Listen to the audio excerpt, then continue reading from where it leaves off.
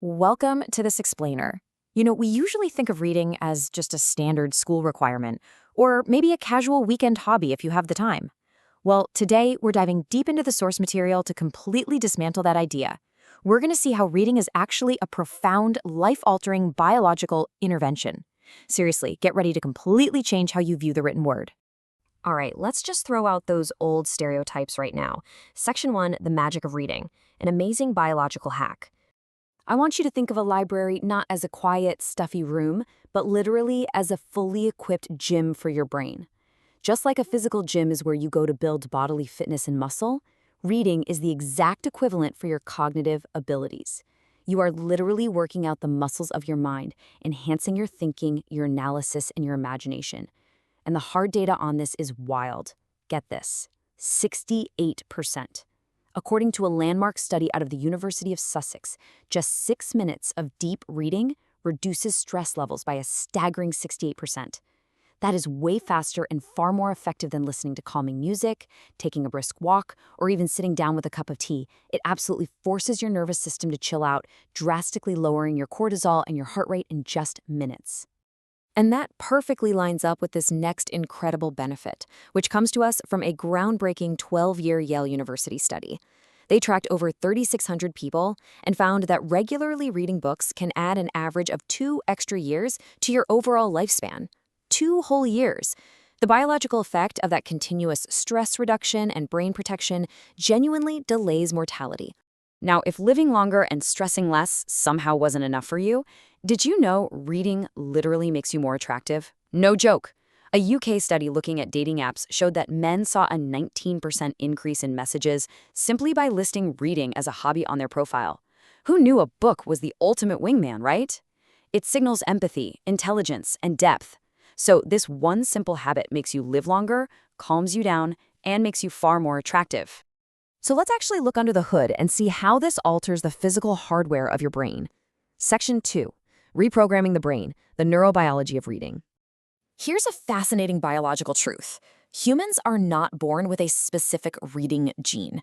Writing is a really recent invention in human evolution. So to read, your brain uses this amazing process called neuroplasticity to ruthlessly repurpose ancient survival circuits. We're talking about neural pathways that were originally meant for visually tracking animal footprints or spotting faces in the wild. Your brain rewires those specific circuits just to process text. Think about that for a second. It is a true biological software update, forcing your brain to do something it wasn't even originally built to do. So the crazy part is that reading actually physically upgrades your brain structure. Think of gray matter as your brain's computer hardware, and white matter as the internet cables connecting all those computers together.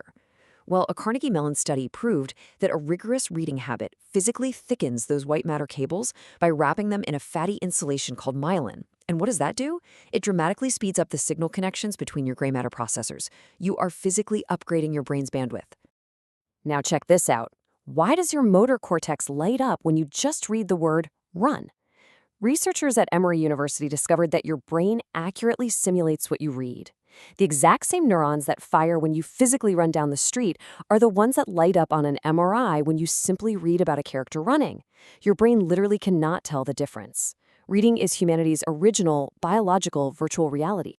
But this sheer neurological power hasn't just stayed inside our heads. It has shaped all of human civilization. Section 3, reading through history, power and freedom. Because reading physically alters the brain and lets us transfer complex ideas, it's acted as both this incredible tool of liberation and a closely guarded weapon of the elite. It all started way back around 3000 BC when the Sumerians invented writing just to keep track of debt lists. Then, by 1200 BC, the Phoenicians gave us the first alphabet.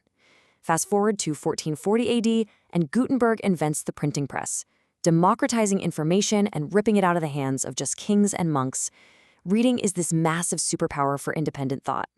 And honestly, that is exactly why throughout history, like in 1830s North Carolina, states passed laws making it illegal to teach enslaved people to read. Withholding the written word has always been the ultimate way to maintain control over populations. And this historical power translates directly to modern professional success. The data on CEO reading habits is genuinely surprising.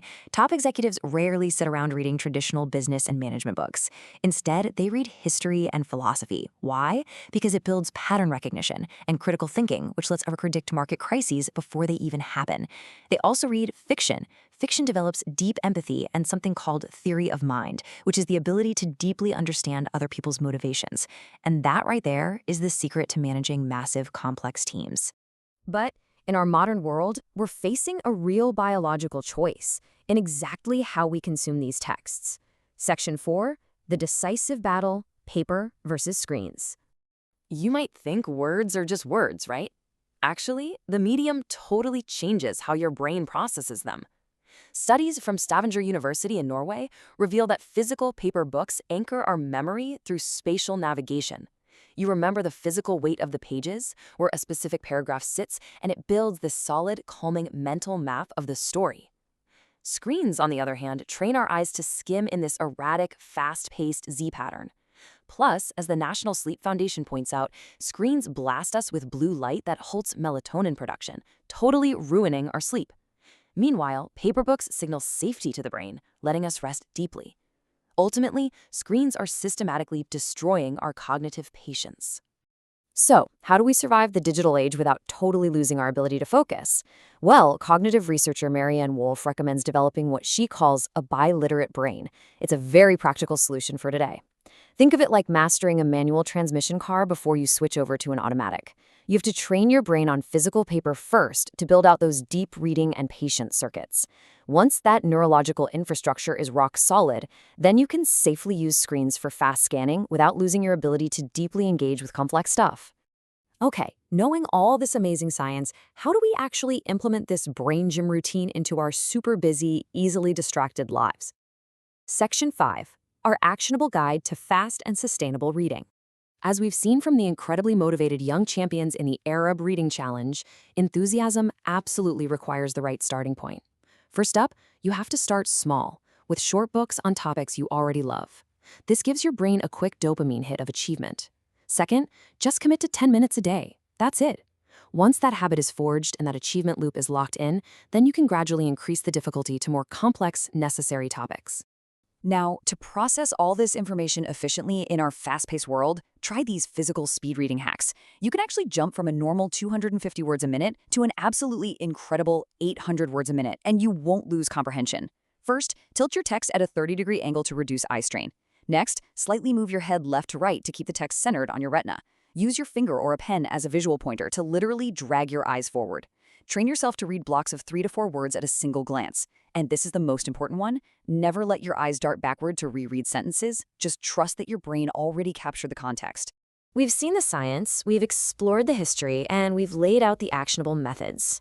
But ultimately, picking up a book, that comes down to a deeply personal choice. Section 6. The ultimate excuse. Feeding the mind. I really want you to picture this striking real-life anecdote captured by one of our sources. Imagine a homeless man sitting on a piece of cardboard on the side of a bustling, chaotic city street. He possesses absolutely nothing. He has an empty cup beside him for spare coins.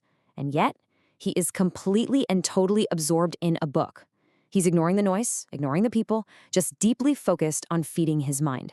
It leaves us with this incredibly provocative final thought, one that kind of shatters all our modern complaints about not having enough time or enough energy. If a man with literally no food for his stomach absolutely refuses to let his mind go hungry, what is stopping you?